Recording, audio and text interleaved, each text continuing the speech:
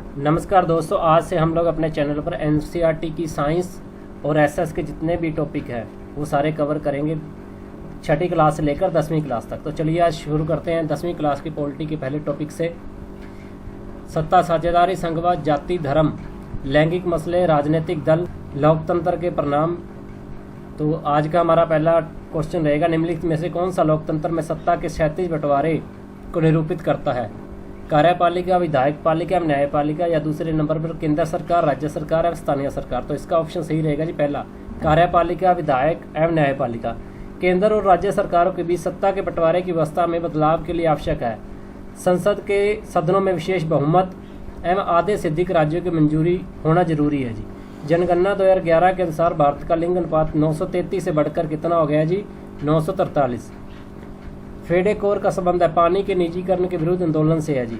फेडेकोर किस देश का संगठन है जिसका उद्देश्य सर्वसामान्य हितों की रक्षा करना? तो ये है जी बोलीविया से। बाम से संगठन का संबंध है जी जातिगत भेदभाव आंदोलन से। लोकतंत्र की स्थापना हेतु आंदोलन में 7 पार्टी अलायंस सप्तदलीय गठबंधन का संबंध किस दक्षिण एशियाई देश से? तो ये है जी नेपाल से। लोकतंत्र के मूल्यांकन के अनुसार निम्न में से कौन सा विकल्प सही नहीं है? बहुसंख्यकों का शासन। लोकतांत्रिक व्यवस्था के विषय में निम्नलिखित में कौन सा कथन सही है? इसने राजनीतिक गैर बराबरी के विचार को समाप्त कर दिया जी। श्रीलंका किस वर्ष स्वतंत्र राष्ट्र बना? तो ये बना था 1948 को। बेल्जियम की सीमा निम्न में से किस देश में नहीं लगती? तो ये रूस के साथ नहीं लगती जी। ब्रुसेल्स किस देश की राजधानी? तो ये है जी बेल्जियम की। बेल्जियम की राजधानी ब्रुसेल्स में 80% लोग किस भाषा को बोलते हैं? तो फ्रेंच को बोलते हैं जी। और जो बाकी 20% लोग हैं वो डच भाषा को बोलते हैं। बेल्जियम देश की कुल आबादी का 59% हिस्सा फ्लेमिश इलाके में रहता है और कौन सी भाषा बोलता है? तो ये बोलता है जी डच भाषा। 1955 और 60 के दशक में फ्रेंच और किस भाषा बोलने वालों के बीच में टकराव हुआ था? तो डच बोलने वालों में। श्रीलंका में किनकी जनसंख्या अधिक है? तो सहेली की जनसंख्या सबसे अधिक है जी। श्रीलंका में 1956 में एक कानून आया था जिसके तहत किस भाषा को एकमात्र राजभाषा घोषित कर दिया गया था? तो सहेली को एकमात्र राजभाषा घोषित कर दिया गया था। श्रीलंका में सहेली बोलने वाले बहुसंख्यक लोग किस धर्म को मानते हैं? तो ये मानते हैं बौद्ध धर्म को। श्रीलंका में गृह युद्ध कब समाप्त हुआ? तो 2009 में जी। श्रीलंका के किस भाग में श्रीलंकाई तमिल ज़्यादा रहते हैं? तो ये रहते हैं उत्तर और पूर्व में।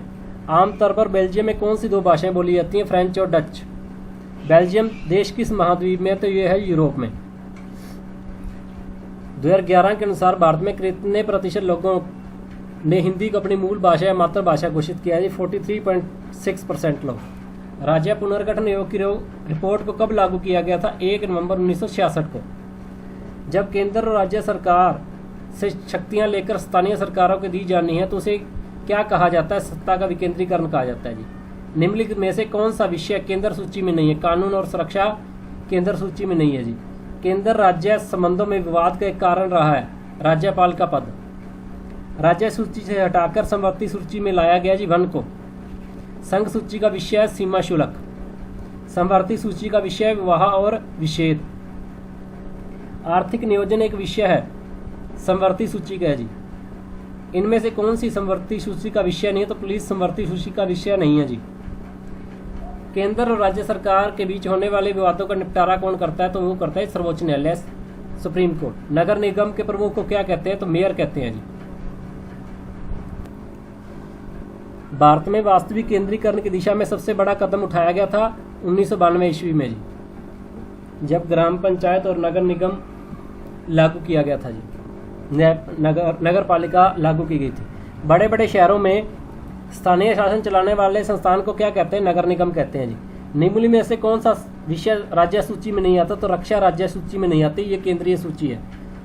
जो विषय किसी सूची में नहीं आते वे किसके अधिकार क्षेत्र में चले जाते हैं? संघ सूची या केंद्र सूची के अधिकार क्षेत्र में चले जाते हैं। संविधान में स्पष्ट रूप से केंद्र या राज्य सरकारों के बीच विधायी अधिकारों को कितने हिस्से में बांटा गया? 3 भागों में बांटा गया जी। केंद्र और राज्य सरकार दोनों किस सूची में वर्णित विषय पर कानून बना सकते हैं? समवर्ती सूची में। अश्वेत अमरीकी या अश्वेत शब्द अफ्रीकी लोगों के वंशजों के लिए प्रयुक्त होता है जिन्हें 17वीं सदी से 19वीं सदी की शुरुआत तक अमेरिका में गुलाम बनाकर लाया गया था। उन्हें कहा जाता है एग्रो अमेरिकी।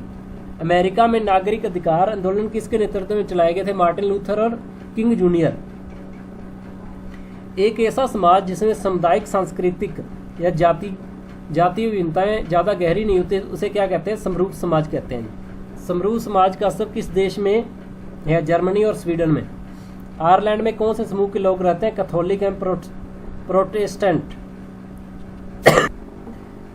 उत्तरी आयरलैंड के संबंध में क्या सही है? प्रोटेस्टेंट लोगों का प्रतिनिधित्व मजदूर दल करता है। 53% आबादी प्रोटेस्टेंट है, 44% आबादी रोमन कैथोलिक है। तो केवल एक इसमें से सही नहीं है जी, बाकी दोनों बिल्कुल सही हैं जी। पहला ऑप्शन गलत है। मैक्सिको ओलंपिक में किन दो खिलाड़ियों ने अमेरिका में चल रहे नक्सलवाद का विरोध किया था? टॉमी स्मिथ और जॉन कार्लस ने। आशव शक्ति आंदोलन कब शुरू हुआ और कब तक चलता रहा? ये 1966 से लेकर 1975 तक। अमेरिका में नागरिक अधिकार आंदोलन कब से कब तक चला? 1954 से 1968 तक चला था जी। भारत में कौन सा समुदाय संयुक्त राज्य अमेरिका में अश्वेतों की तरह कमोवेश उसी स्थिति में है? दलित समुदाय। किस आंदोलन का नेतृत्व मार्टिन लूथर ने किया था? नागरिक अधिकार आंदोलन। जनगणना 2011 के अनुसार भारत में पुरुष साक्षरता कितने प्रतिशत होगी? 80.9%। जनगणना 2011 के अनुसार भारत में महिला साक्षरता कितने प्रतिशत होगी? 64.6%। किसने कहा था कि धर्म को कभी भी राजनीति से संलग्न नहीं किया जा सकता? गांधी जी ने।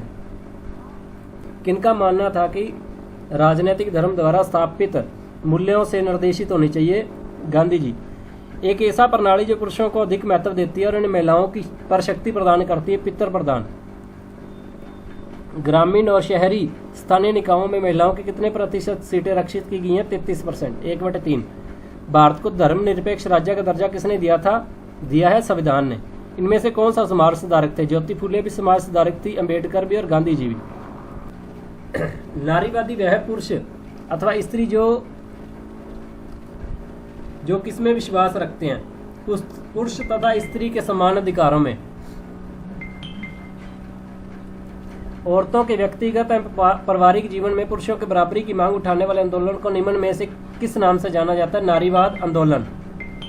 भारतीय समाज का स्वरूप कैसा है? पितृ प्रधान। लैंगिक विभाजन किस आधार पर होता है? सामाजिक अपेक्षाओं के।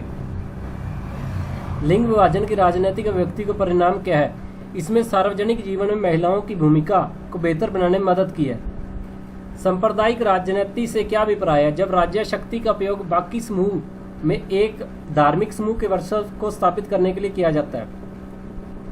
अभी इसमें काफी पॉइंट रहते हैं। तो आज की क्लास में हम इतना ही करेंगे, अगला करेंगे जी कल वाली क्लास में। Thanks for watching.